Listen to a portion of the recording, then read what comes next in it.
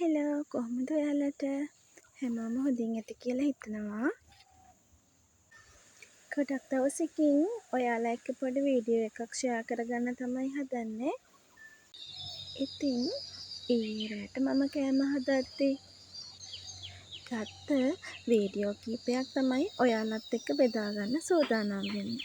බලන්නකෝ මම ඊයේ රාට මොනවද හැදුවේ කියලා. පුංචි සරල කෑම වේලක් තමයි මම ඊයේ රාට සූදානම් කරගත්තේ. මුකුණු වෙන්නකොළ මැල්ලුම් හදලා වට්ටක්ක වෙලා චිකන් තමයි මම හදාගත්තේ. මුලින්ම මුකුණු වෙන්නකොළ ටික මම සෝද ගන්නවා. පලාවට සෝදද්දී අපි වතුරට ලුණු ටිකකුත් දාලා ඒ පලාවට සෝද ගන්න ඕනේ. මොකද පණි බිත්තර තියෙන්න පුළුවන්. ඉතින් මම ලුණු ටිකකුත් දාලා හොඳට කොළ ටික සෝදගත්තා. මගේ වීඩියෝ බලන ඕගොල්ලෝ දන්නවනේ මම මාස්මටියක් තමයි කෑම හදන එක කියලා.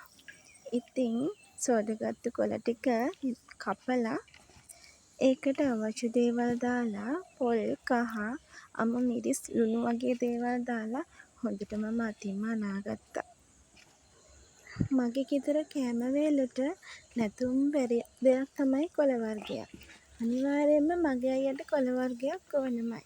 ඉතින් මම පුරුදු වෙලා තියෙනවා මොනවා හරි මගේ කෑම එකට කොළ වර්ගයක් එකතු කරගන්න.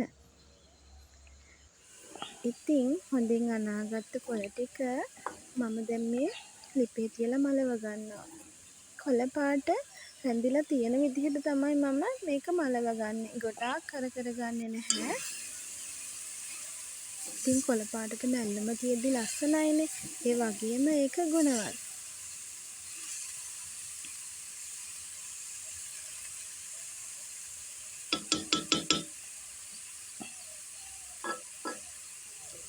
ඉතින් මේ විදිහට මගේ මැල්ලම හදාගෙන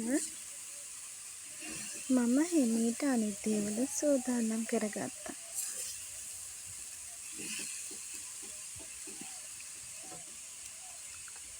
ඊළඟට මම වට්ටක්කා එක ලිපට තියන්න තමයි මේ සූදානම් වෙන්නේ. වට්ටක්කා එකට අවශ්‍ය දේවල් මම වට්ටක්කා එකට දාලා අතින් කලවම් කරගෙන දිය කිරි දාලා තමයි මම වට්ටක්කා එක මුලින්ම ලිපට තියන්නේ.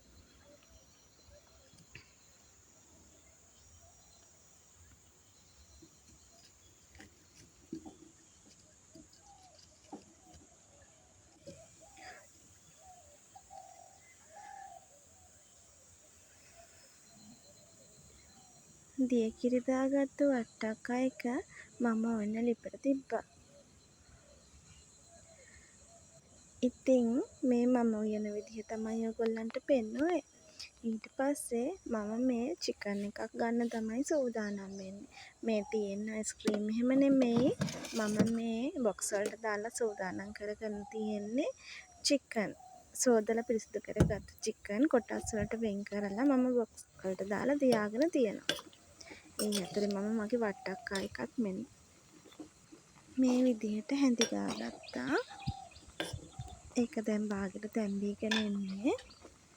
ඊට පස්සේ චිකන් ටිකට අවශ්‍ය දේවල් දාලා චිකන් එක සූදානම් කරගන්න තමයි හදන්නේ. නැවත සෝදලා පිරිසිදු කරගත්තු චිකන් ටිකට අවශ්‍ය දේවල් දාලා මම අතින්ම අනාගත්තා. ඉතින් ඔයගොල්ලෝ දන්නවනේ චිකන් හදන විදිහ. ඒ නිසා මම චිකන් හදන විදිහ කියන්නේ නැහැ. මම හදපු විදිහ පෙන්නනවා විතරයි.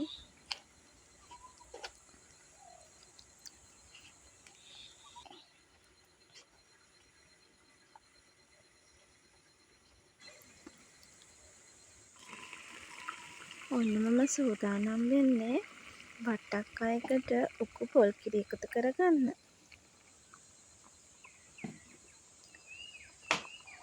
උකු පොල් කිරි එකතු කරගෙන ඒක හොඳට පැහුණයින් පස්සේ ලිපෙන් පාගන්නවා. ඇත්තටම උයන එක හරිම විනෝදයි. පොල් ගාන එක තමයි කම්මැලි. ඔන්න මම මගේ චිකන් එකත් ලිපේ තියාගෙන තියෙන්නේ. දැන් ඒකත් හොඳට පැහෙනවා. දැන් නම් මගේ කෑම වේල ගොඩක් දුරට ඔන්න හදාගෙන ඉවරයි. ඔන්න බලන්නකෝ මම හදාගත්තු කෑම ටික කොහොමද කියලා. කෑම ටික හදාගෙන මම මගේ අයියට කන්න කෑම එකකුත් බෙදුවා. ඔන්න මේ මොනවද කියලා ඔයගොල්ලෝ දන්නවද? බලන්න මේ මොනවද කියලා. මේවට කියන්නේ ලෝලු දළු කියලා. ඇත්තටම මේක හරිම රස කෑමක්. ඇත්තටම මේ ලෝලු දළු මම ගමේ ඉද්දි නම් කාලා තිබුණේ නැහැ.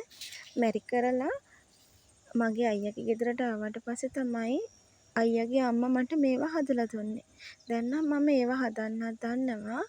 මෙන්න මේ දළු ටික කඩලා අරගෙන පොල් කිරි දාලා හරිම රසයි මේක හදපුවාම. මෙන්න මේ විදිහට තමයි මේක කඩලා ගන්නේ. දළු තමයි උයන්නේ. ඔයගොල්ලොත් කාලා තියෙනවද? කාලා තියෙන අය නම් මේකේ රස දන්නවා. කෑවොත් නම් නොකාපු අය ඉල්ල ආයෙත් කනවා. ඒ තරමට මේක හරිම රස කෑමක්. ඔන්න මම ලෝලු දළු ටික ඔක්කොම කඩාගත්තා. මේක ඉතින් වෙන දවසක තමයි හදන්නේ. ඉතින් මාව බලන් හිටපු ඔයාලා හැමෝටම ගොඩාක් ස්තුතියි. හැමදාම මාත් එක්ක රැඳිලා ඉන්න කියලා මම ඉල්ලනවා. ඉතින් මාව සබ්ස්ක්‍රයිබ් කරන්න, ලයික් කරන්න, මට කමෙන්ට් කරන්න. ඉතින් ඔයාලා හැමෝටම සුබ දවසක්.